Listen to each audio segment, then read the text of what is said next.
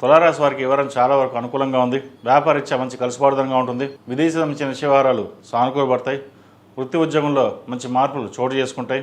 మీరు కన్న కళల్లో నెరవేరుతుంది. ఏదైనా ఒక కార్యక్రమం ప్రారంభించాలని అనుకుంటారు. కొత్త ఉత్సాహంతో ముందుకు సాగుతారు. మన కష్టానికి తగ్గ ఫలితం దక్కుతున్న భావంతో మంచి అవకాశాల కోసం ఎదురు చూస్తారు. అవి వెతుక్కుంటూ మీ దగ్గరికి వస్తాయి. అదేవిధంగా శత్రువులపైన మీరు విజయం సాధిస్తారు. ఎవరైతే శత్రువులు ఉన్నారో వారు మీకు మిత్రులుగా మారే అవకాశం గోచరిస్తుంది. మీరు వారు ఎప్పుడో చేసిన సహాయానికి కొంతవరకైనా రుణం తీర్చుకోవాలనే భావంతో ముందుకు రావడం అదొక మంచి అవకాశం అని చెప్పచ్చు. అదేవిధంగా స్థిరాస్తులకు సంబంధించిన వ్యవహారాలు, రియల్ ఎస్టేట్ రంగంలో ఉన్న వారికి, కాస్మెటిక్స్, బ్యూటీషియన్స్ ఈ రంగాల వారికి మంచి అవకాశాలు కలిసి వస్తాయి. భూ క్రయ విక్రయాలు లాభసాటిగా ఉంటుంది. కొత్త గృహం కానీ ఆభరణాలు కానీ కొనుగోలు చేసే అవకాశం గోచరిస్తోంది. రావాల్సిన ధనం చేతికి అందుతుంది. వచ్చిన ధనాన్ని పెద్ద మొత్తంలో ఇన్వెస్ట్మెంట్ చేయడం జరుగుతుంది.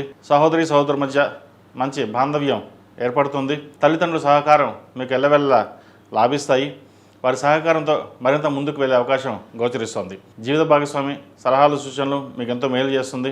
జీవిత భాగస్వామితో ఉన్న విభేదాలు ఏవైతే ఉన్నాయో అవి తొలగిపోతాయి. ఏదైనా సామరస్యంగా ఉండాలి, అందరితో కలిసిపడతనంగా ఉండాలనే భావన ఏదైతే ఉందో నెరవేరుతుంది.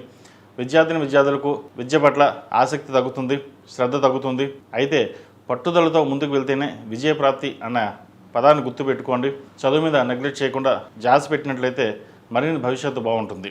అదేవిధంగా ప్రభుత్వ ఉద్యోగస్తులకు, రాజకీయ రంగంలో ఉన్న వారికి, సినీ కళారంగంలో వారికి కాలం అనుకూలంగా ఉంది.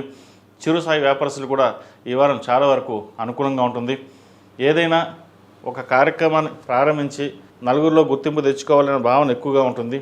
దాని తగ్గట్టుగానే కష్టపడతారు. ఈ రాశిలో జన్మించిన స్త్రీలు కూడా చాలా వరకు అనుకూలంగా ఉంటుంది. ఆరోగ్యరీత్యా కూడా ఎటువంటి ఇబ్బంది లేని వాతావరణం ఉంటుంది. రాశ్యాధిపతి అష్టమాధిపతి అయిన శుక్రుడు సప్తమంలో ఉన్నారు. తృతీయ షష్టమాధిపతి అయిన గురువు భాగ్యంలో ఉన్నారు. భాగ్యంలో వీరికి బలంగా ఉన్నారు. అదేవిధంగా శని కూడా 6 బలంగా ఉన్నారు. వ్యయాధిపతి భాగ్యాధిపతి అయిన బుధుడు 6 ఉన్నారు. దూర ప్రాంత ప్రయాణాలు, వ్యాపార అభివృద్ధి, ఉద్యోగంలో స్థిరత్వం అనేది లభిస్తుంది. ఈ రాశివారు ప్రతిరోజు ప్రతినిత్యం ఓం నమస్తే ఒత్తుతో దీపారాధన చేయడం, కాలభైరవ రూపు మెడలో వేసుకోవడం చెప్పదగిన సూచన. ఈ రాశిలో జన్మించిన వారికి కలిసి వచ్చే సంఖ్య 2, కలిసి వచ్చే రంగు నేవీ బ్లూ.